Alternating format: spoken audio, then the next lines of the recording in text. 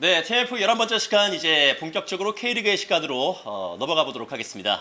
그 전에 저희가 K리그 전반기를 마무리를 지으면서 학점들을 매겼잖아요. 각 팀들이 전반기에 어떤 식으로 경기를 했고 어떻게 평가를 할 수 있을지 저희가 학점을 매겼었고 거기에 대해서 여러분께서 많은 댓글들을 남겨주셨습니다. 저희가 전반기 방송을 마무리 짓기 전에 각자 출연진들이 선물들을 좀 준비를 해가지고 왔잖아요. 그래서 좋은 댓글을 달아주신 분을 저희가 뽑아서 저희가 준비한 선물을 좀 드리는 시간을 가져보도록 하겠습니다. 근데 이제 정다워 기자 같은 경우에는 그때 거의 바리바리 짐을 보부상처럼 들고 오셔가지고 너무 많아요. 그래서 한꺼번에 주긴 좀 힘들 것 같은데요. 그렇죠? 그래서 오늘은 김진규 선수 유니폼 네. 하나만 드리도록 하겠습니다. 자, 각자 드릴 상품부터 먼저 한번 볼까요? 정다워 기자가 김진규 선수 유니폼. 부산 아이파크 예. 유니폼인데요. 예. 이제 요거를 드릴 건데요. 댓글을 달아주신 분이 이제 정성스럽게 예. 소개를 있어서 해주시죠. 소개를 예. 해드리겠습니다. 문 히어로즈 님인데요. 진통제까지 먹으면서 뛰던 진규 선수 모습 보고 마음이 쓰였는지 모릅니다. 라는 댓글이고요. 그 소준일 캐스터께서 추천하신 소음이라는 맛집에 다녀오셨다고 버섯볶음이 미쳤다고. 그게 맛있어 거기. 네. 진짜 맛있어. 그래서 이분께 유니폼을 드리도록 하겠습니다. 아유, 축하드리겠습니다. 예, 좋은 기억이 되길 바라겠습니다. 자, 송영재 해설위원. 안양 굿즈 가방 선물로 준비했는데 댓글 보면서 그런 생각이 좀 들었어요. 안양 팬이 진짜 많더라고요. 그래서 안양 인기가 점점 높아지고 있구나. 그래서 만족감이 생기면서 내 가방에 대한 관심은 한 분밖에 없더라고요. 그래서 그분을 안 뽑을 수가 없었습니다. 네, 이 가방을 원하시는 분이 한 분 계시더라고요. 여러분 죄송합니다. 노안이 와서. 네, 이나연 V5M님 학점 신박한데요. 늘 잘 보고 있습니다. 안양 팬입니다. 가방을 저에게 하사해 주시옵소서. 하사노라.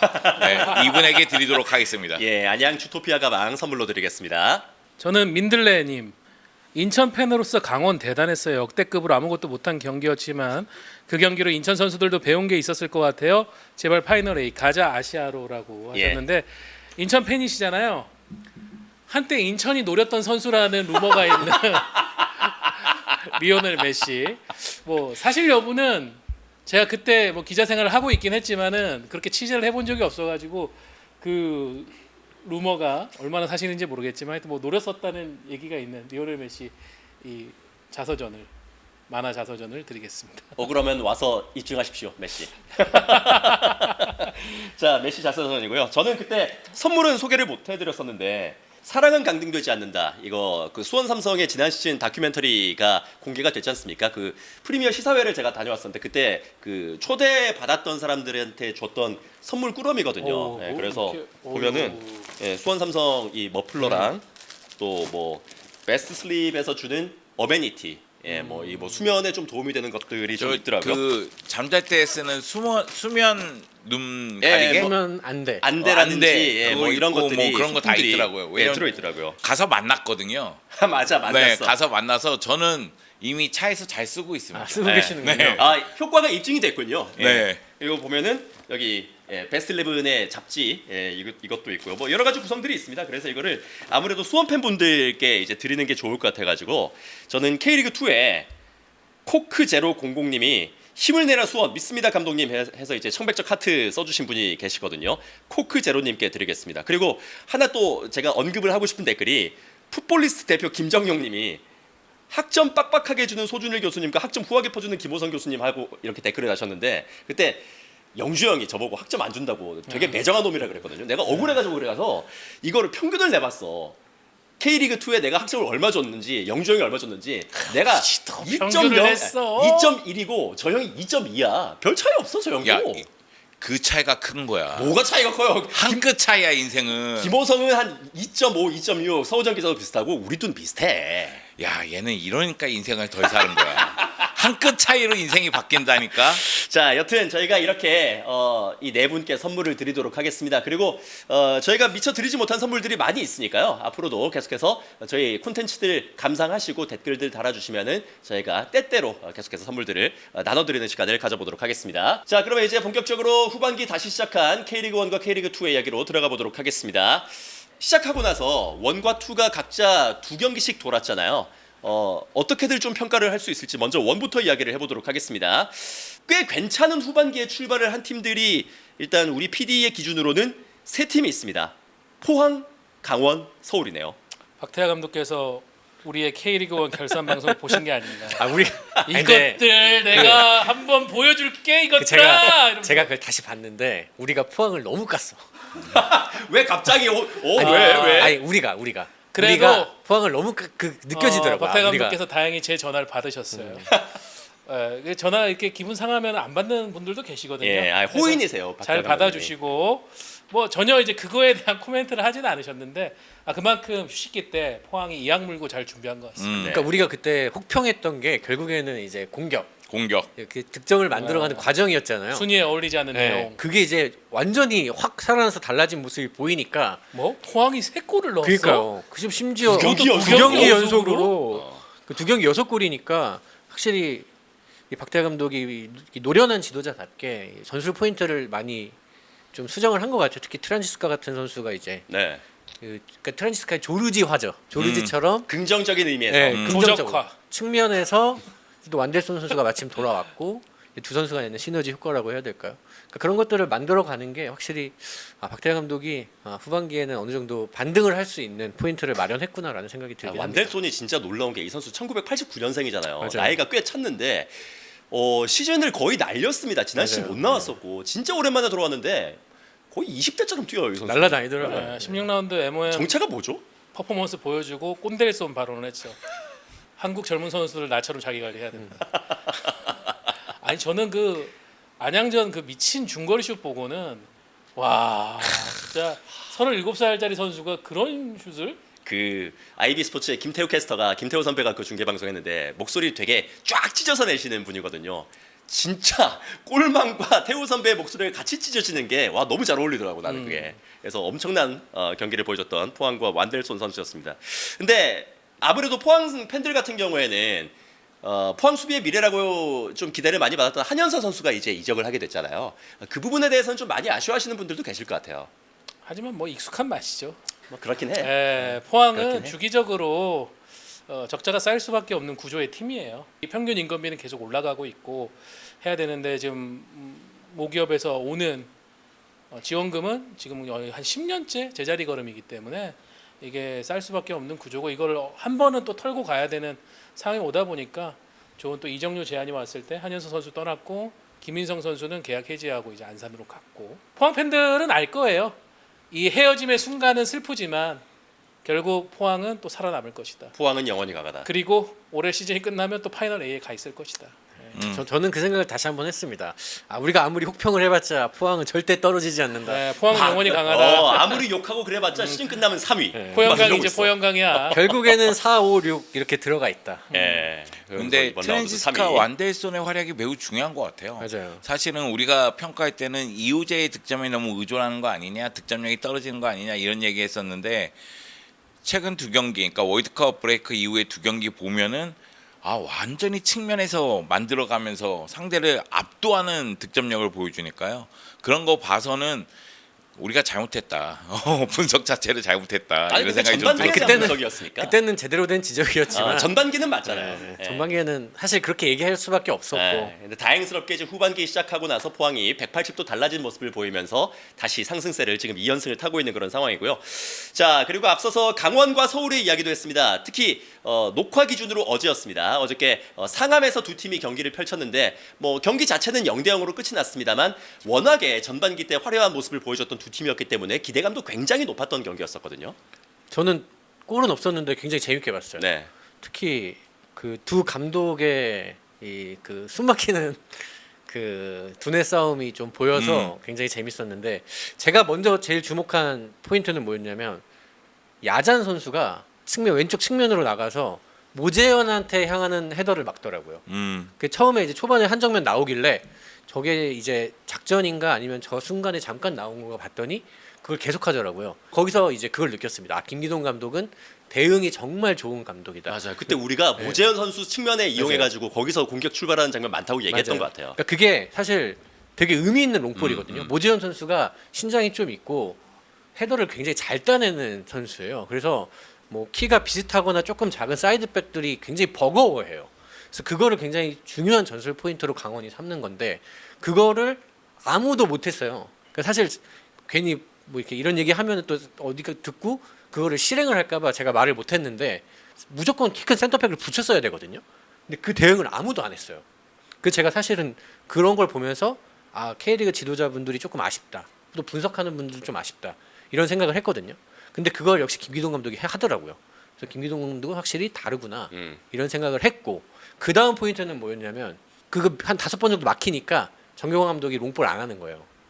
그 이후로는 빌드업을 했어요. 그러니까 모재현한테 굳이 안 되는 롱볼 붙이지 말고 우리 빌드업도 잘하니까 그럼 우리 빌드업 할래. 그래서 빌드업으로 이제 그 구조로 강원이 워낙 그게 좋으니까 그걸로 이제 해법을 찾아가더라고요. 그래서 김기동 감독은 K리그에서 가장 대응이 좋은 감독, 이 상대방의 장점을 잘 죽이는 감독, 그리고 교체를 잘하는 감독인데 정경호 감독은 아직 이제 시작하는 젊은 감독이지만 자기 거를 되게 하고 싶어하는 지도자예요. 나의 색깔, 우리의 축구를 굉장히 갈망하는 지도자인데 그래서 아예 다른 색깔의 두 지도자가 굉장히 실시간으로 그렇게 전략적으로 대응하는 모습이 저는 골은 없었지만 굉장히 재밌는 경기였다. 좀 이렇게 봤습니다. 골과 유사한 장면도 많았고. 맞죠? 저는 김기동 감독이 전날 현대가 더비에서 이제 결과를 보고 판단을 했을 거예요. 강원전의 목표 지지 않는 것. 왜냐하면 거기서 지면은 모든 게 꼬이거든요. 그리고 강원의 흐름이 좋으니까. 그렇죠. 강원뿐만이 아니라 전북의 추격까지도 이제 허용하는 상황이 될 수 있기 때문에 제가 올 시즌에 봤던 서울의 경기 중에서 가장 라인이 아래쪽에서 출발한 경기라고 그렇죠. 보고요. 그러니까 저는 그걸 보면서 김기동 감독은 강원이 잘하는 거 일단 다 틀어 막으면서 오늘은 비교도 된다라는 접근을 했다라고 저 나름으로는 추론을 했습니다. 그리고 이제 결국은 그 목표를 달성하면서 승점차가 조금 줄긴 했지만은 뭐 1점 정도 준 거는 2위권하고의 그 격차는 별거 아니기 때문에 여전히 서울이 우승에 굉장히 유리해진 상황인 거죠. 그 경기 전에 인터뷰 보면 딱 그게 보이더라고요. 원샷 원킬. 한 골 넣으면 이긴다가 결국에는 그런 의미였던 것 같아요. 일단은 버티더라도 네. 우리는 한 골은 넣을 수 있어. 한 그러면 골만 이긴다. 넣으면 된다. 한 골만 넣겠다 우리는. 그러니까 근데 많은 골 안 넣어도 되니까. 김기동 감독 입장에서는 월드컵 기점으로 해서 그 전에는 승점을 많이 획득해 놨잖아요. 그리고 지금 시간에는 관리의 시간이에요. 승점 관리의 시간. 그러니까 우승하려면 여기서 뭐 승점을 더 얻겠다 해서 적극적으로 나가다가 추격 허용하면은 흐름 자체가 이상해질 수가 있거든요. 그러니까 승점 관리하면서 계속해서 2위권하고 승점 차를 유지해 주면 그럼 우승으로 가거든요. 아마 그 생각이 깔려 있을 겁니다. 네. 그리고 어제 경기 같은 경우에는 좀 워낙에 서울도 그렇고 날씨가 한반도 전역이 좀 더웠다 보니까 뛰는 선수들도 힘들었고 보시는 분들도 좀 많이 힘들었던 것 같습니다. 나 그래서, 그거 네. 솔직하게 얘기해서 폭염주의보가 계속해서 뜨고 있는데 축구 경기하는 게 이게 맞아? 그래서 뭐 추천제 논의를 하는 건데 근데 저는 그 날씨 속에서 뛰는 강원 선수들을 보면서 와, 저 진짜 대단하다는 생각이 들었어요. 특히 후반 그 막판에 그 송준서 선수가 진짜 미친 듯이 뛰어가서 골대 맞히잖아요. 그거 보면서 이제 송준서 선수가 들어갔는 줄 알았어. 네, 곧 입대를 할 텐데 야, 진짜 강원은 얼마나 송준석이 그리울까. 저렇게 잘 뛰는데. 정경호 감독도 들어갔다고 생각했던 것 같더라고. 네. 표정이. 그렇죠. 그리고 이제 아부달라의 그 결정적인 슛도 구성윤 선수가 막아냈고 그것도 사실 거의 0.9골 아니었나요? 구성윤 선수가 아니, 어제 엄청나게 엄청 활약을 잘했어요. 하더라고요. 네. 서울 최근 두 경기 보면 구성현 골키퍼가 엄청나게 잘했어. 그 패배하지 않은 건 구성현 골키퍼의 선방이 있기 때문이야. 네. 저 어제는 그래서 강원이 무승부로 끝나기 조금 아쉬울 수 있는 음. 서울은 비긴 것도 그래도 우리는 만족스럽다. 네. 그래도 정도로. 날이 잔뜩 서 있었던 전반기에 두 팀이 만나서 또 이렇게 재밌는 0대0 경기를 보여줬기 때문에 보시는 분들은 나름대로의 그 만족하는 포인트들을 다 찾지 않았을까 싶습니다. 자, 이렇게 개막하고 나서 좋았던 팀들의 이야기를 해봤고 약간 좀 애매한 뭐 좋은 것도 있고 나쁜 것도 있고 이런 것들이 섞여 있는 팀들도 있습니다. 이런 팀들이 지금 안양이라든지 전북입니다. 안양 같은 경우에는 이제 첫 번째 경기 포항과의 경기 홈 경기에서 2대 3으로 패배를 했는데 바로 어제 경기 인천 원정을 떠나서는 1대 0으로 이겼고 전북은 홈에서 강원에게 1대 2로 패배를 하면서 진짜 구단이 엄청나게 비난을 많이 받았었는데 현대가 더비에서 와 김혜건 선수 미쳤어요 진짜. 네. 근데 현대가 더비부터 얘기하자면 주심 문제가 있었잖아요. 네, 보야닉하고 주심이 부딪히는 장면에서 멈추지 않았고 네. 그래서 이제 전개되는 장면에서 같은 시퀀스에서 김진규 선수가 선제골을 넣었잖아요. 근데 전북의 공격 자체는 앞쪽에 공간이 많을 때 위력을 발휘해요. 그러니까 이동준 선수가 골을 못 넣었지만 거의 해트트릭 할 수 있는 경기였거든요. 골대 맞추고 선방에 막히고 막 이런 장면이 있는데 뒤쪽 공간이 넓으면 넓을수록 힘을 발휘하거든요. 그런데 먼저 선제골을 넣었다는 건 상대가 더 라인을 올릴 수밖에 없는 상황이 발생했다는 얘기고, 그럼 전북은 더욱더 자신들이 잘하는 걸 할 수 있다는 얘기가 돼요. 그 가운데 뭐 이승우의 환상적인 가마차기 슈팅이 나오고 김혜건 선수의 그 놀라운 데뷔골 이게 나오면서 3대1로 승리를 거두긴 했지만, 제가 봤을 때는 울산 입장에서 이거 너무 불만이 쌓일 수 있는 장면이다. 불쾌한 패배죠. 그래서 네. 제가 그 경기 중계 방송을 했는데 하프타임에 이제 그 구단 쪽에 직원이 와가지고 굳이 저희한테 와서 할 필요는 없는데 하소연을 막 하더라고요. 아니 오늘 새벽에 당장 스페인하고 벨기에 경기에서도 비슷한 장면 나오는데 그때는 끊었다. 근데 왜 안 끊고 경기를 해가지고 이런 상황을 만드는지 난 이해가 안 된다. 라면서 막 저희한테 하소연을 하더라고요. 당장 그 경기에서도 후반전에 비슷한 상황에서 김대영 주심은 경기 중단했다 드롭볼 했고, 심판 출신의 그 다른 분께 한번 여쭤보니까 이런 답변이 왔어요. 주심 판단의 영역이라서 규정상 문제는 없는데 저때 주심이 방해가 안 됐다면은 울산이 소유권을 가져갔을 수도 있는 상황이었기 때문에 심판에 따라서는 멈추고 드롭볼로 재개하는 심판이 분명히 많았을 것 같다. 울산 입장에서는 확실히 항의할만 하고 억울한 장면이다. 오심이라고는 단정 지을 수는 없지만은 경기에 워낙에 큰 영향을 미치게 된 선택이기 때문에 아마 대부분의 심판들도 다 드롭볼로 재개를 했을 것 같다. 그래서 자기 생각 역시나 이대로 공격이 살아나가면 어드밴티지로 갈 수 있는데 수비 쪽이 이제 방해를 받고서 공격이 살아나간 거기 때문에 드롭볼로 재개를 하는 게 자기 생각에도 맞다라는 이게 거였습니다. 선수가 주심하고 부딪혔을 때는 주심의 재량이 달려 재량이죠. 있어요. 볼은 이제 드롭볼이고. 네. 그러니까 규정상 없다고 얘기하는 게 맞아요. 그런데 그거는 그 경기에서 매우 중요한 장면이잖아요. 그러니까 내가 이 장면 보면서 느낀 건 뭐냐면, 주심들이 순간적으로 VR에 너무 의존하다 보니까 그냥 전개시킨 다음에 VR로 어떻게 하면 돼 이 생각을 갖고 있나? 근데 이거는 VR이 터치할 수 있는 그 영역이 장면이 아니에요. 아니에요. 그 프로토콜은 아니기 때문에 예를 들어서 이제 골이 그 이후로 골이 들어갔으면 프로토콜을 할 수도 있겠지만 어쨌든 이건 아니니까. 근데 저는 결국 그거라고 생각을 해요. 우리 K리그 심판들의 가장 큰 문제는 결국 일관성이에요. 한 경기 안에서 일어나는 비슷한 장면을 전혀 다르게 해석을 하는 경우가 너무 빈번하다. 그게 문제인 전반하고 거죠. 후반이 달라요. 그러니까 하필이면 전반 보고 욕 듣고 내가 잘못했네 생각하면 후반에 그거는 또 다 바뀌어 그러니까 있어요. 이게 하면서도 본인이 자꾸 이게 틀어지니까 거기서 계속 엉클어지는 거예요. 제가 느끼기엔 그래요. 파묘됐잖아요. 네. 작년 현대가 더비에서 같은 심판이에요. 근데 전북 선수예요. 박진섭 선수 부딪혔는데 거기선 스톱했어요. 잣대가 도대체 몇 개인 건가? 심판이 같은 상황에 대해서. 근데 그날은 한 경기에서만 이중 잣대가 들어간 거잖아요. 근데 이게 한번 생각해 보세요. 이게 동해안 더비야. 그렇게 얘기했잖아. 동해안 더비. 기억나? 한번 잘못 김야건 선수 골 넣고 나서 현대가 더비를 내가 동해안 더비로 한번 잘못 얘기했다가 이러면 안 되지 그러면서 정정했던 기억이 있어요. 내가 그게 기억이 나서 맞아. 웃자고 한 진짜? 얘기인데 맞아. 이게 현대가 더비잖아요. 그러니까 이거는 뭐 지금 서울이 1위를 달리고 있다 할지라도 사실 우승 후보들의 대결이잖아요. 그럼 이거는 K리그 1의 가장 대표하는 경기잖아요. 근데 이런 경기에서 이런 오심이 나온다는 건, 이런 판정이 나온다는 건 전 이해하기가 너무 힘들어요. 더 깐깐할 거 아니에요. 근데 오히려 그런 경기에서 우리나라는 논란이 더 많더라고요. 그러니까 이게 그러니까 뭐 이번 월드컵도 보면은 약간 논란의 판정들 장면들이 많이 있기는 하잖아요.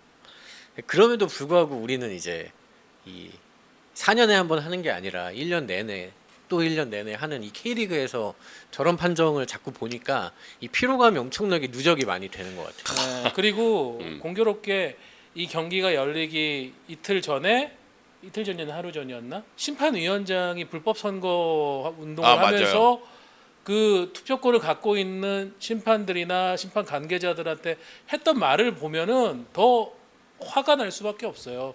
이런 큰 경기에서의 이런 이상한 이중잣대와 오심은. 왜 거기서 내가 너 키워줄게 정몽규 찍어, 그런 심판위원장이 그런 말을 하고 다니면서 선거운동을 했다는데, 그럼 과연 그 사람이 관리하는 심판들의 판정에 대해서 우리가 정말 이거는 축구 정직할 거야, 심판들이 정말 정확하게 할 거야, 어떻게 믿냐는 거예요. 사실 이승우라든가 김혜건의 골을 보면 이거는 전북의 골 장면으로 우리가 주구장창 떠들어야 돼요. 우리는 그거는 의심의 여지가 없고 네, 완전한 그거는 골들이죠. 그러니까 엄청난 골 장면에 대해서 주구장창 얘기를 해야 되고 지금 그 얘기 안 하고 있잖아 우리가. 울산을 압도한 그러니까. 얘기를 계속해야 돼요. 근데 그 얘기가 안 나오잖아요. 그러니까 그 전 장면에 영향을 받았을 수도 있다. 경기 내용 자체는 흐름 자체는 그러니까 그 장면이 문제가 된다는 얘기를 계속 할 수밖에 없잖아요. 저는 이승우 선수 이번에 골 넣으면서 2026 현대가더비 두 경기 연속골이잖아요. 네. 그리고 김혜건 선수 지금 2008년생 아니에요? 2008년생. 근데 2008년생이 그렇게 저돌적으로 과감하게 슈팅해서 골 넣는다? 그것도 토마스의 토마스. 견제와 네. 조현우의 방어를 뚫고. 그럼 사실은 이거 원투펀치 1부 이승우 2부 김혜건이에요. 그렇게 해도 돼. 근데 김대용이 말이 되냐고 지금.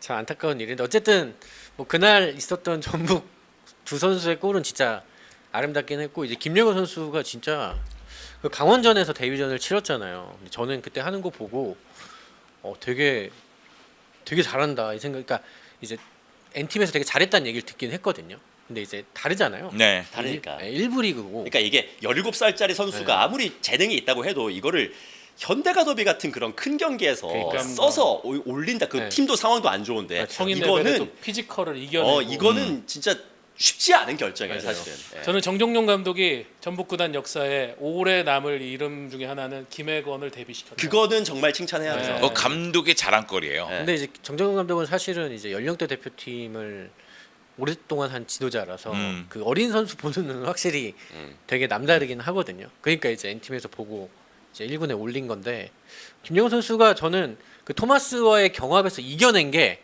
되게 상징적인 장면이라고 생각을 하거든요.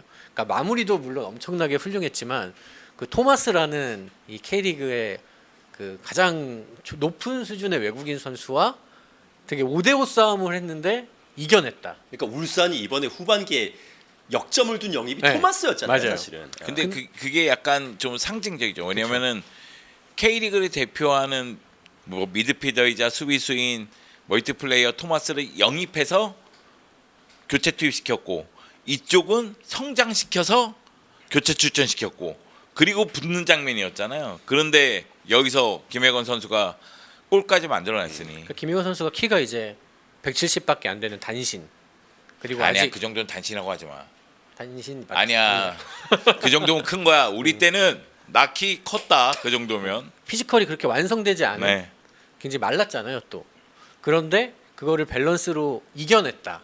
그거는 이 선수가 앞으로 이 프로 무대에서 경쟁할 수 있는 기본적인 그 피지컬 코어가 잡혀 있다는 뜻이거든요. 네. 근데 그게 저는 엄청나게 중요하다고 생각을 해서 김용호 선수 기대가 됩니다. 아마 지금은 그 키가 도움이 될 거예요. 드리블 자체가 무게 중심이 낮으면서 그래서 피지컬 싸움에서 나름대로 효과를 보는 장면들이 있을 거예요. 갖고 있는 스피드와 낮은 무게 중심 여기서 이제 효과를 볼 텐데 이제 성장할 나이잖아요. 그러면은 키가 클 수도 있고 근육이 붙을 수도 있잖아요. 거기에 밸런스를 키는 아마 안 크지 않을까 싶은데. 아 왜 그래? 고3이니까. 아 라민 야마 거의 다 1년 컸다고. 사이에 10cm 정도 컸어. 그러니까 왜 그래? 그래서 그거에 맞게 훈련을 맞춰서 해서 밸런스만 맞춰지면 훨씬 더 좋은 선수가 될 수도 있지 않을까. 네. 저는 좋은 시그널을 생각해요. 전반기에는 2007년생의 손정범이 이슈몰이를 했고 또 이제 후반기가 시작하는 상황에서 이렇게 김혜건 선수가 인상적인 모습을 두 경기 만에 골로서 보여줬다라는 거는 좋은데, 그러니까 이 얘기는 반대로 얘기하면 그만큼 지금 K리그는 준프로 제도도 있고 선수들의 육성 시스템도 자리를 잡았기 때문에 17세, 18세 정도 되는 선수가 이제 성인 레벨에서 경쟁할 수 있다라는 이 반증이거든요. 조금 더 적극적으로. 근데 아직도 이렇게 적극적인 선수 기용을 하는 팀들이 소수예요. 상대적으로 소수. 대부분의 팀들이 여전히 10대 유망주들을 적극적으로 기용하는 거를 불안하게 생각을 하는 선입견이 있습니다. 그거를 많은 지도자들이 더 좀 떨쳐줬으면 좋겠어요. 네, 좋은 사례가 좀 됐으면 근데 좋겠습니다. 전 세계적으로 10대 후반 선수들이 지금 돌풍을 일으키니까요. 그러니까 한국은 사실 그런 글로벌 스탠다드의 기준에 좀 대입을 해보면 좀 많이 늦죠. 네, 그런 건 있습니다. 아 그리고 제가 어제 인천 갔다 왔잖아요. 그래서 안양 경기 보고 왔어요. 근데 너무 재밌게 보고 왔어요. 왜냐면은 뭐 안양이 1대0으로 승리해서가 아니라 안양이 토마스가 떠나고 나서 빌드업 체계가 살짝 바뀌었더라고요. 그래서 선수들 자체가 짧은 패스에 의해서 움직이는 상황이 많이 발생을 했고 그러다 보니까 인천이 앞에서 압박하는 횟수가 늘어나니까 좌우 측면에 최현우, 최건주 빠른 선수가 그냥 돌파에 들어가면서 결국 마테우스 중심으로 해서 연결해서 들어가는 장면들이 속도감이 있더라고요. 그리고 이게 앞쪽에서 막히면 그냥 넘겨버려서 엘쿠라노 머리를 겨냥하고 세컨볼을 노리면서 들어가는 것도 상당히 효과적이었고 다만 제가 그거 봤을 때 좀 걱정스러운 건 김정현 선수가 많이 뛸 수밖에 없어요. 그래서 김정현 선수가 많이 좀 체력적으로 문제가 되지 않을까? 어제 날씨도 너무 더웠으니까. 그리고 어제 뭐 스코어는 1대 0으로 끝나긴 했지만 인천 선수들 뭐 안양 선수들 진짜 처절하게 뛰더라고요. 보고 있자면 와 정말 저러다가 쓰러지는 거 아니야 이런 생각이 들 정도로. 안양 선수들은 늘 그런 것 같아요. 네. 다른 팀들 선수도 열심히 하겠지만 특히 뭔가 안양 선수들은 뭔가 더 그 좀비처럼 진짜 쓰러지지 않고 뛰는 느낌이 들어서 매력이 있습니다, 확실히. 이 경기는 안양도 그렇고 인천도 그렇고 진짜 한여름밤에 처절한 혈투 이런 느낌이었어요 저는. 그래서 굉장히 재밌게 봤다. 그리고 경기 끝나고 나서 유병훈 감독 만나서 잠깐 물어봤습니다. 그러니까 유병훈 감독에게 이런 시스템으로 바뀌었는데 어떻게 생각하느냐. 그러니까 유병훈 감독이 자기는 미들라인을 거치면서 공격을 전개하는 걸 매우 좋아하기 때문에 미드필더를 거치면서 공격을 전개하는 방식을 갖고 있고 또 체력적인 부담은 아직까지는 나타나지 않고 있어서 이 빌드업을 가져가려고 한다. 근데 내가 봤을 때는 여기서 패스미스 한두 번 나오는 장면도 있었거든요. 그럼 바로 이기거든요. 그래서 이런 부분을 어떻게 해결할지에 대해서 좀 궁금하기도 했고 그 전반 3분 만에 골 나온 거에 대해서 유병훈 감독이 그 얘기 하더라고요. 세트피스 훈련 많이 했다고. 그러니까 세트피스 훈련을 많이 해서 그거를 통해서 골이 나와서 너무 기분이 좋았다는 얘기했고 그리고 이 경기 승리에 대해서 얘기한 게 그 전 경기의 여파가 있는 것 같아요. 왜냐하면 포항한테 2대 3으로 패배했잖아요. 네, 근데 한 명 퇴장당했는데 패배했잖아요. 근데 유병훈 감독이 경기 끝나고 나서 인터뷰할 때 제일 처음 한 얘기가 자존심이 많이 상했다고. 수적 우위에도 패배한 거에 대해서 자존심이 많이 상했는데 이번에 한번 보여주고 싶었고 승리해서 기쁘다. 그리고 무실점을 언제 했는지 몰랐는데 오랜만에 해서 기분 좋다. 뭐 이런 얘기 하더라고요. 역시 우리 병훈이 형이야. 잘해. 대병훈. 예. 자 잘해요. 유병훈 감독이 이 방송인지 모르겠지만 저한테 방송 잘 보고 있다고 얘기했어요. 근데 제가 주로 하는 방송이 라리가 방송이거든요. 그래서 라리가는 보지 않으실 것 같은데 그러니까 이 방송 보시는 것 같아요. 아마도. 네, 그래서 이제 말을 아끼려고요. 제가 사랑합니다. 막말했거든요. 사랑해요. 그동안은 그냥 막 했거든요. 좋아요. 네, 이제부터 조심하려고요. 안양 굿즈입니다. 네. 네. 자, 안양과 전북에 대해서 저희가 한번 이야기를 해봤습니다. 이렇게 좀 좋았던 팀들 한 5팀들 정도 얘기를 해봤고 조금 더 이제 분발이 필요한 팀들이 있습니다. 그 바로 이제 아래쪽 티어에 있는 팀들이 김천, 대전, 부천, 제주 이런 팀들이 지금 손에 꼽혔거든요. 계속 비기고 있는 팀들입니다. 이 팀들은. 예. 근데 뭐 김천하고 부천의 이무는 네. 그거는 얘기할 게 네, 저는 뭐 부천은 부천대로의 생존 전략, 부천이 지금 할 수 있는 최대치를 계속 끌어내면서 가고 있다고 보고 김천 같은 경우에도 저는 김천이 결과치에 비해서는 좋은 축구를 하는 팀이라고 생각을 하거든요. 진짜 문제는 대전이죠. 대전이죠. 난 너무 화가 납니다. 또 중계를 했어 그 경기를. 2경기 연속해서 대전 경기 대전 부천했고 그리고 제주 대전했거든요. 내가 제가 아는 대전 팬의 비명 외마디 외침. 내가 결항돼서 안 가길 천만다행이다. 제가 아는 대전 팬은 이제 야구 보더라고요. 하나 경기 보러 다니고. 근데 하나도 요즘에 근데 그게 낫다 이거예요. 그 하나는 6위잖아요. 성적이 좀 안 나와도 시청률은 나옵니다. 네. 네. 팬이 많아서. 대전은 성적 떨어지면 시청률 자체가 안 나와요. 아니 그 어제 경기 같은 경우에도 사실 뭐 제주가 워낙에 덥고 습하니까 뛰기 힘든 건 다 알겠는데 전반전을 약 우세로 이렇게 끝을 내놓고 후반전에 들어와서 먼저 공격적인 카드를 꺼낸 것은 대전이었는데 오히려 공격 쪽에서 더 많이 기회를 얻었던 것은 압도적으로 제주였습니다. 네. 그냥 대전은 사실 후반전 45분 동안 슈팅 하나밖에 못 때렸고 그냥 뚜둑마다 끝났거든요. 전반전 봤을 때는 나는 주민규가 오프사이드 헤트트릭 하는 줄 알았어요. 그러니까 골 들어가면 오프사이드 막 이런 장면들이 나와서 그래가지고 이거 이러다 보면 하나 걸리겠지 이런 생각이 있었는데 안 되더라고요. 저는 풀 경기를 못 봤는데 예. 하이라이트를 봐서 느끼는 거는 대전이 경기력뿐만이 아니라 멘탈적으로도 퍼진 것 같다. 근데 그게 어느 정도 동의하는 건 전반전에 으쌰으쌰하다가 후반전에 쓱 하고 그 투지가 사라지는 느낌이 네, 들어요. 그 지탱이 안 돼요. 네. 그러니까 우리가 아까 전에 안양을 칭찬하는 거는 안양은 끝날 때까지 정말 처절하게 싸우고 버티고 하는 그 단결력이 있는데 대전은 그게 음. 안 보여요. 특히 후반 되면 사라져요. 그리고 우리 원투펀치 댓글 중에 그 대전 팬이 남긴 댓글이 하나가 있어요. 워낙에 선수진이 좋으니까 얘가 해주겠지 이렇게 바라만 보다가 끝나는 것 같은 아니 느낌이 어제 듭니다. 경기도 사실은 전방으로 되게 다이렉트한 볼들을 많이 붙였어요. 근데 제주 센터백들이 누굽니까? 세레스틴, 토비아스 있는데 이 선수들 공중볼 다 따거든요. 그러니까 전반에는 조금 그게 되는 것 같다가도 후반 되니까 아예 안 되는 거예요. 그럼 익숙해지면 그거 다 막아내지. 그러니까 이게 그냥 해저 축구로 끝나는 그런 느낌이었어요. 사실 어제 같은 경우에. 그러니까 해줘 맞아요. 헤라 아니에요. 헤라. 네가 해라. 우리가 전반기 얘기하면서 이제 대전의 가장 큰 문제로 이제 뭘 하고 싶은지를 모르겠다. 그리고 확실한 플랜 A가 아직도 없다. 요거였잖아요. 그래서 이제 휴식기를 굉장히 길게 보냈기 때문에 이제는 조금 명확한 플랜 A, 조금 더 확실한 카드 그런 게 좀 있었어야 되지 않나 싶어요. 일단 2경기 정도를 보여줬으면 또 여기서의 일관성이 좀 필요하다는 생각이 드는데 역시나 이 2경기에서의 일관성도 조금 저는 황선홍 감독이 오고 작년까지 1년 반 동안 그래도 좋았던 부분은 팀이 이 극복을 해낸다라는 그 단단한 팀 멘탈, 위닝 멘탈리티 이거가 쌓여간다는 게 저는 대전이 이제는 그러면 강팀으로 도약할 수 있겠구나 싶었는데 올해 그게 싹 사라졌어요. 이거 도대체 왜 이런 상황이 벌어졌는지는 좀 안을 들여다봐야 알 것 같은데 저는 이거 되게 위험한 시그널이라 생각합니다. 맞아요.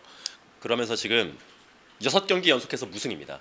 홈에서는 단 한 경기도 9경기 치르면서 승리가 없고 커요. 그나마 원정에서 조금 비볐던 그런 대전이었는데 어제 너무 무기력한 경기가 있었다 보니까 좀 실망감을 느끼신 대전 팬분들이 계셨고 저한테 DM 보내가지고 하소연하시는 분들도 계셨어요. 근데 네. 가만히 생각해 보면 지금 보면 홈에서 승리 거두지 못하죠. 원정에서 승리 거두는 모습이 좀 있다 할지라도 그거는 선수 개개인의 능력이 발휘되는 경우가 많을 거예요. 왜 홈에서는 상대 팀을 상대로 라인을 올리면서 공격을 전개하는 팀이 많으니까 그러면은 공격수들이 뛰어나면은 공간이 있을 때 골을 넣는 경우가 많을 테니 대전이 원정에서 힘을 발휘한다고 봤을 때는 결국 홈에서 승리를 거두지 못하는 거는 공격 전술의 부재란 말이에요. 그럼 이걸 해결책을 마련했어야 되는 거 아니에요? 지금 7월이니까 지금 안 되고 있잖아요. 근데 멘탈도 흔들리고 있어요. 제가 보기에는 그러면 이게 강팀이 약팀으로 가는 과정이에요.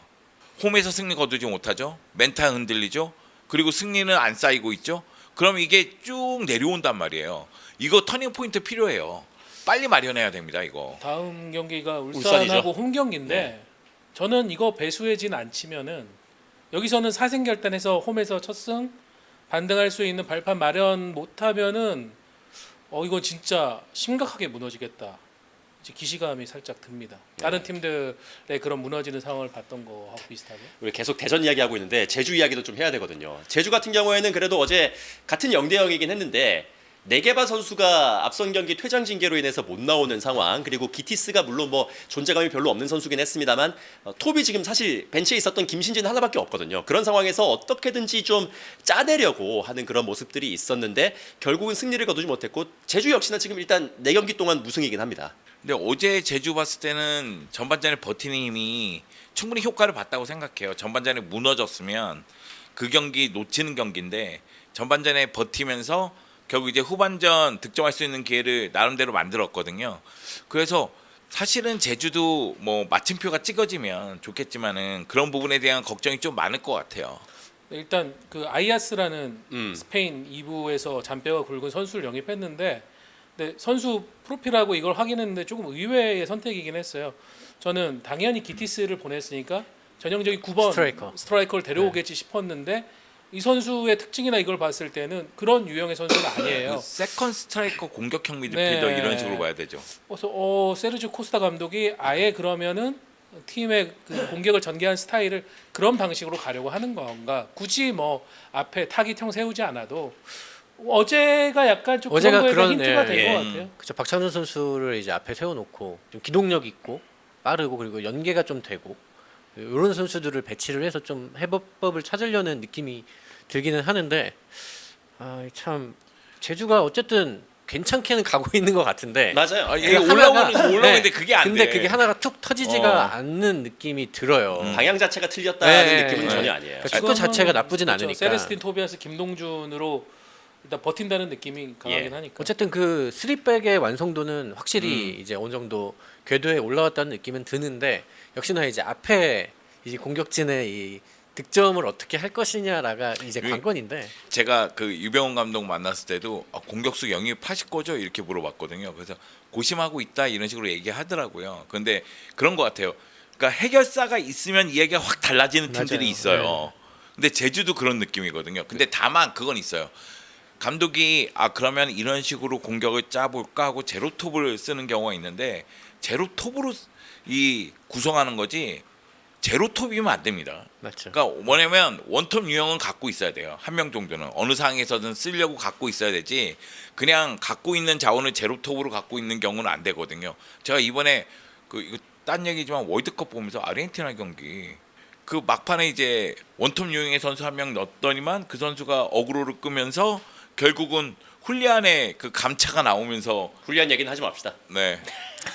그러니까 내 얘기는 그러니까 다른 유형의 그런 유형도 한 명은 갖고 있으면 훨씬 더 위력을 발휘할 수도 있겠다. 네, 뭐 월드컵에서 좋은 스트라이커가 어디까지 해줄 수 있는지가 수많은 경기들에서 또 입증이 되다 보니까 K리그 팬들도 지금 보면 댓글 같은데 월드컵에서 보지 않았냐? 스트라이커는 돈 아끼지 마라. 이런 근데 이제 식의 돈이 이제 반응들이 있어야 쓰는 거고. 그렇지. 근데 네. 제주가 뭐 많은 분들이 이제 하이닉스가 뭐 스폰서가 돼서 뭐 구단의 그 재정이 엄청나게 좋아지는 게 아니냐 이런 기대감을 갖고 계신 것 같은데 사실 그건 아니고 그러니까 본사에서 이제 줄어든 예산을 그 정도를 이제 캐파를 하이닉스에서 채워주는 개념이라고 하더라고요. 그래서 뭐 그 크게 선수 영입을 할 수 있는 상황은 아닌 것 같고 좀 하이닉스 써요. 화이팅. 네, 많이 좀 씁시다. 하이닉스로 올려야 됩니다. 많이 떨어졌던데. 많이 끌어올려야 됩니다. 난 안 할 거예요. 예, 화이팅. 예.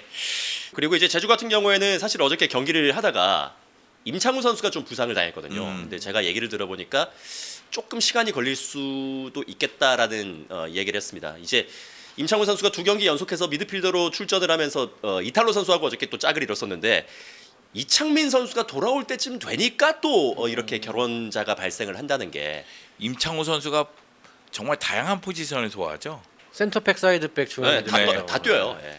저 결혼한 지 한 12년 됐거든요. 저 결혼할 때 축하 영상을 찍어줬어요. 임창우 선수가요. 네, 그때는 제주가 아니라 대전 아니었어요? 대전이었어요. 예, 2014년. 네, 대전에서 그때 영상 해외 나가기 찍어줘서. 전에. 딱 네. 아시안 게임. 네, 막 그때 아시안 게임에서 인천 잘해서. 아시안 게임 했을 그때쯤. 때. 네. 그래도 아시안 게임 보고 반해가지고 찍어줄 수 있냐 했더니 찍어줬어요. 그래서 저 와이프가 누구냐고 그랬는데 임창우 선수라고. 아니, 그 얘기는 얘기했는데. 굳이.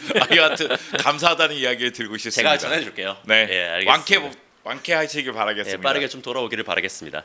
자, 이제 진짜로 좀 안 좋았던 팀들 3팀 남아 있습니다. 울산, 인천, 광주입니다. 울산 같은 경우에는 아무래도 현대가 더비의 패배도 그렇지만은 광주가 온전한 전력을 갖추기 전에 치렀던 마지막 경기에서 이거를 또 이기지를 못하면서 실질적으로는 승점을 좀 굉장히 많이 손해를 보면서 출발을 하고 있는 후반기가 되겠습니다. 그렇죠. 2경기에서 최소 3점 혹은 뭐 4점 그 정도는 따야 되는데 지금 1점 땄고 결국은 순위표가 지금 포항보다도 아래쪽으로 내려가 버렸습니다. 4위까지 내려왔죠. 근데 또 여름 이적 시장에서 토마스를 영입하면서 기대감이 많이 올라왔는데 이제 그거에 대한 부분들이 되지 않은 상황.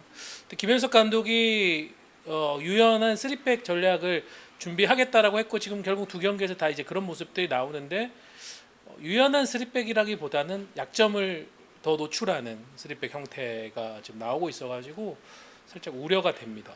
울산 같은 경우에는 그래서 그 현대가 더비의 패배가 좀 짙게 남아 있는 경기 이제 앞서서 저희가 말씀을 드렸다시피 역시나 위기에 빠져 있는 대전과의 경기 원정 경기가 준비가 돼 있기 때문에 두 팀에게는 굉장히 중요한 일전이 될 것 같습니다. 근데 올해 울산은 보면은 어쨌든 파이널 B에 있는 팀은 거의 잡고 가는 느낌이 들기는 해서 그 얘기했었잖아요. 강팀 판독기. 네. 네. 그러니까 울산이 이기면 파이널 B 정도의 팀이고 지면 파이널 A 정도의 팀이다라는 느낌을 받기는 하는데 이게 다음 경기에서 어떻게 될지 모르겠네요. 네. 일단 뭐 전반기에는 홈에서 대전에게 졌던 울산인데 좀 크게 졌죠. 그때 이제 마사의 맹활약과 마사의 부상 때문에 또 근데 전반전에 야구 선수가 너무 많이 놓쳤죠. 너무 많이 놓쳤어요. 너무 사실. 많이 놓쳤어. 네, 그거 막판에 하나만 한 넣었어요. 골. 네, 야구가 조금 빨리 넣어줬으면 양상이 달라졌을 그러니까 텐데 그래서 인스타에 올렸구나 글을. 뭘 올렸어요? 그러니까 한글로 뭐 미안하다면서 팬들한테. 아, 그래요? 예. 예. 근데 이거는 솔직하게 얘기해서 반대의 경우로 말씀드려야 될 것 같아요. 전북 센터백들이 잘하더라고요. 김영빈과 박지수가 꽁꽁 좀 틀어 막는 그런 물론 이제 거기서 치명적인 실수가 나온 것도 있긴 합니다만. 있죠. 네. 근데 저는 그 수비하는 거 봤을 때 이 두 명의 센터백은 이거는 중노동이다. 거의 막노동이다. 왜냐면은 야구하고 계속 부딪히고 있고 그러니까. 좀 순 돌릴만 하니까 이동경이 나가고 마이컹이 들어와서 이제는 둘이 돌아가면서 막는 게 아니라 각자 막아야 되는 그런 상황이 되니까 물론 이제 그 센터백의 변화도 있었죠 전북이. 그렇긴 하지만 와 이걸 막는데 정말 인상적이더라고요. 그 말인즉슨 울산의 공격 라인이 사실 굉장히 괜찮다는 예. 아, 좋아요. 뜻이기는 하죠. 골도 많이 넣고 있잖아요. 네. 수치로 보자면. 네. 근데 이제 수비가 좀 많이 흔들리다 보니까 그러니까요. 결국은 또 홈에서 3골 먹으면서 이렇게 패배를 하고 말았던 울산이었습니다. 골로 얘기하지 않고 그냥 골과 유사한 장면, 위력적인 슈팅 얘기하면 이동경도 정말 좋은 네, 장면 전반에 좀 많이 아쉬웠어요. 예, 만들었어요. 예, 있었죠. 자, 울산 이야기를 저희가 해봤고 울산과 후반기 첫 번째 경기 치렀던 광주 이야기도 한번 해보죠. 이제 뭐 포항과의 경기에서 완패를 당하긴 했는데 뭐가 됐든 후반기에 선수들을 등록을 시키면서 일단 전력은 꾸렸습니다. 13인의 새로운 빅골 전사들이 왔는데 근데 포항전에서 또 현실을 체감을 했죠. 선수 보강만이 문제가 보강을 못하는 상황이 문제는 아니었구나라는 현실을 확인한 것 같아요. 그날은 뭐 전술 싸움에서 완전히 이정규 감독이 완패한 경기였어요. 앞쪽에서 압박 구조에서도 걸리고 뒤쪽에서 푸는 것도 무너지고 그런 상황이 되다 보니까 광주가 완패를 했던 건데 뭐 구슬도 결국은 서말이 있어도 깨야 네, 보배니까 네. 그만큼 큰 변화에 대한 조직적인 준비를 얼마나 꼼꼼하게 했느냐가 좀 중요할 것 같습니다. 그러니까 다른 팀들은 나름대로 다 부딪혀 보고 그리고 전술도 이게 잘못됐구나 하고 한 번 더 고쳐보고 아 여기 포지션이 문제가 있구나 해서 영입도 하고 그러면서 완성도를 높이고 있는 관계에서 이제 다시 시작하는 겁니다. 그러니까 광주는 또 시간이 필요해요. 시행착오를 같이 해야 되는데 따로 하고 네, 있으니까. 그러니까 네. 이때까지는 버티기였는데 어떻게 해서든 버텨보려고 아웅다웅한 거고 이제는 시작한 거거든요. 나홀로 추출인제. 그러니까 또 이제 시간이 또 필요하니까. 예, 물론 뭐 올 시즌은 12위를 하더라도 승강 플레이오프를 치를 수 있는 또 기회가 한 번이 더 주어지긴 합니다만 뭐가 됐든 광주 같은 경우에도 12위를 탈출하는 게 후반기의 지상 목표다 보니까 일단 출발이 조금 좋지 않은 것은 현실인 것 아 같습니다. 근데 이번 경기 보면서 약간 좀 색달랐어요. 외국인 선수 대거 들어가는 거 보면서 오 이제 외국인 선수 대거 들어가는구나 막 이런 느낌이 들면서 약간 좀 웅장해지는 마음. 예. 그래서 절반 이상 일정이 남았으니까요. 네. 한번 또 광주도 기대를 해볼 수 있는 구석들은 여전히 좀 기회는 있는 것 같습니다.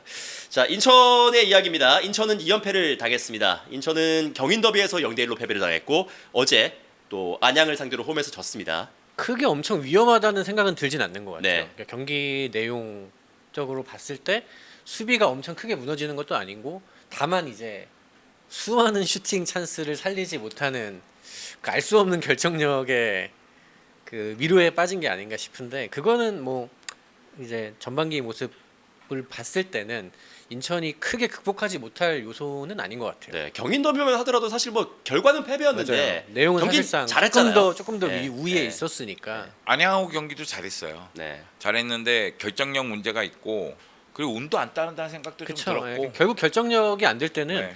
늘 그 운이 좀 안 따르는 것 같아요. 거기다 이제 전반기에 모고사가 정말 많은 걸 해줬구나 이런 생각도 좀 들었어요. 그러니까 모고사가 침묵하니까 지금 골 문제가 또 나온 거거든요. 근데 제르소 솔로 플레이에 대해서 상대가 다 읽고 있어요. 그러니까 여기서 위력을 발휘해야 되는데 여기서 막히는 경우가 좀 있더라고요. 그런 부분에 대해서 한번 신경을 써봐야 될 것 같고 저는 수비를 더 신경 써야 될 것 같아요. 왜냐하면 어제 초반 실점할 때는 이거는 왜 이런 실점을 하지? 이런 생각이 들 정도의 실점이 나왔고 사실 운이 좀 따라서 수비 쪽에서는 한 골 실점한 거지 안양의 그 빠른 공격에 수비가 무너지는 장면이 적지 않았어요.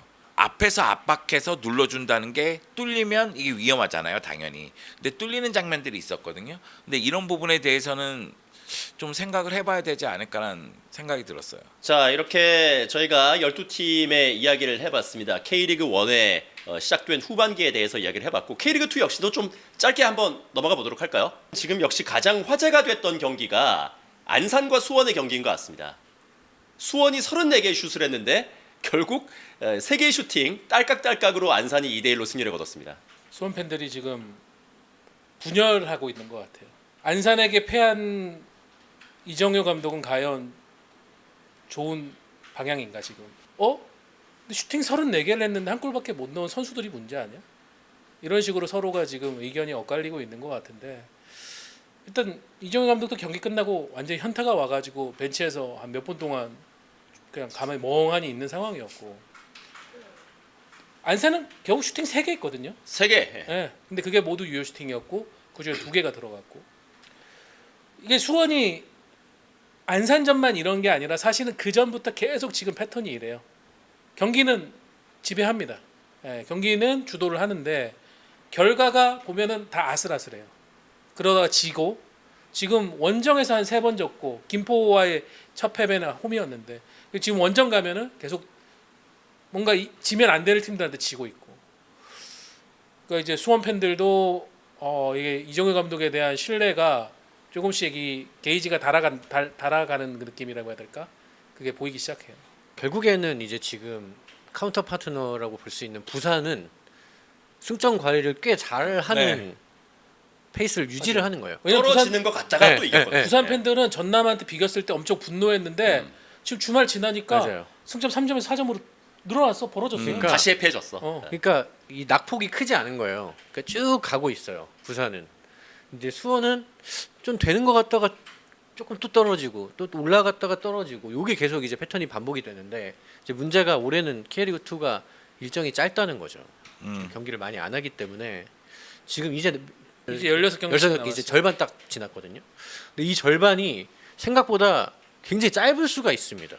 그러니까 부산이 페이스가 떨어지면 모르겠는데 보면은 후반기에도 그래도 힘이 있구나라는 생각이 들어서 그거를 보고 수원 삼성은 조금 더 이제 각성을 해야 될 것 같고 그리고 이제 또 대구가 밑에서 추격을 하고 있거든요. 그러니까 이제 지금 대구가 네. 안 지면서 또 맞아요. 성남전도 잡았고 그래서 대구하고 승점차 딱 한 점밖에 없고 1점밖에 이제 한 점 붙었거든요. 수원 FC도 지금 많이 따라왔어요. 맞아요. 네. 그 수원 FC는 크게 이겼잖아요. 그러니까 페이스가 또 올라오게 되면 그 2위 자리마저 어떻게 될지 모른다라는 공포감에 휩싸일 수 있거든요.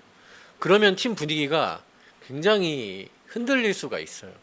그러니까 그게 이제 수원이 앞으로 한 2-3경기를 어떻게 치르느냐에 따라서 엄청나게 달라질 것 같은데 어쨌든 지금이 좀 위기 상황인 건 맞는 것 같습니다. 네, 이게 순위는 또 순위일 뿐이라고 한다고 하더라도 만약에 승점 차가 같아지게 되면 다득점으로 또 갈리게 되는데 5위에 머물러 있는 서울이랜드와 승점 차가 지금 딱 석점입니다. 석점인데 이 수원 삼성의 경쟁자들은 뭐가 됐든 골들을 많이 넣고 있거든요. 그래서 승점이 같을 경우에는 수원이 밑으로 내려가는 그런 구조이기 때문에 만약에 그렇게 좀 아슬아슬하게 다퉈야 되는 상황이 온다 그러면은 그 한 계단 차이 때문에 안 해도 될 뭐 플레이오프를 한다든지 뭐 이런 결과까지 갈 수도 있거든요, 사실. 그러니까 어쨌든 쭉 부산이랑 비슷하게 한 1점 차 붙어서 쭉 가면 상관없는데 네. 이렇게 4점 차가 벌어지면 이제 위기 의식이 발생하면서 뭔가 선수들이 더 급해질 수도 있고 어쨌든 심리적으로 수원은 지금 순위에도 만족을 못하는 팀이잖아요. 그렇죠.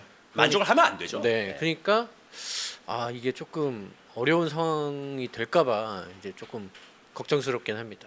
자, 뭐 수원을 중심으로 해가지고 지금 상위권의 판도가 계속해서 좀 요동을 치는 것 같습니다. 뭐 간단하게 말씀을 드렸지만 부산은 여전히 견조한 모습을 보여주고 있고 대구와 수원 FC가 또 따라오는 그런 모양새를 보여주면서 한층 더 이제 남아있는 레이스들이 급해질 것 같습니다. 굉장히 좀 네. 부산은 이제는 대한축구협회장이 아닌 그냥 부산의 구단주 정몽규 HDC 회장이 이번 경기를 그러니까 그 주말 김포전을 앞두고 선수단을 만난 걸로 알고 있어요. 아, 그래요? 클럽하우스 직접 와서. 그러니까 그런 거를 경험하면서 선수단이 느끼는 거는 이제 우리한테 많은 관심과 지원을 해주는구나라고 느껴서 아마 김포전 때 더 선수들이 승리에 대해서 집중한 부분도 있을 것 같고 어쨌든 한국 축구와 부산 모두에게도 좋은 일이다. 결론이 그렇게 되는 네, 거야? 그렇게 결론을 내리고 갑자기. 싶습니다. 갑자기 네. 변화건데. 네.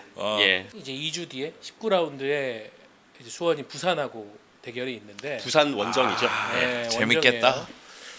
원정이에요. 잘못하면은 그 경기가 되게 수원으로서는 희망이 될 수도 있지만은 많은 걸 잃어버리는 2위도 지키지 못하는 경기가 될 수도 있다라는 그 불안감을 수원 팬들이 안고 있기 때문에 이거에 대해서 어떻게 이종희 감독이 어쨌든 감독은 답을 내놔야 되잖아요. 솔루션을 제공을 해야 되니까 그 부분을 당장 이번 주말부터 해가지고 보여줘야죠. 자, 이렇게 저희가 후반기 개막하고 나서 K리그 1과 2의 이야기를 한번 해보았습니다.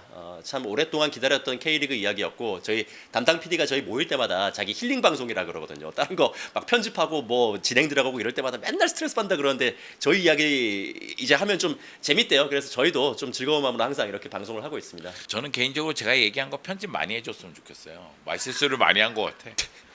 많이 하세요. 예. 다 합니다. 다 저희도 다 합니다. 라이브 하고 싶은데 영주 형이 절대 안 된다고. 자, 여튼 뭐 저희도 후반기 다시 시작이 됐으니까 TNF 열심히 달려보면서 K리그 이야기 그리고 국내 축구 이야기들 여러분과 나눠볼 수 있는 시간들 지속적으로 마련하도록 하겠습니다. 저희는 그러면 다음 TNF 시간에 다시 돌아와서 여러분께 인사를 드리도록 하겠습니다. 여러분 고맙습니다. 고맙습니다. 감사합니다.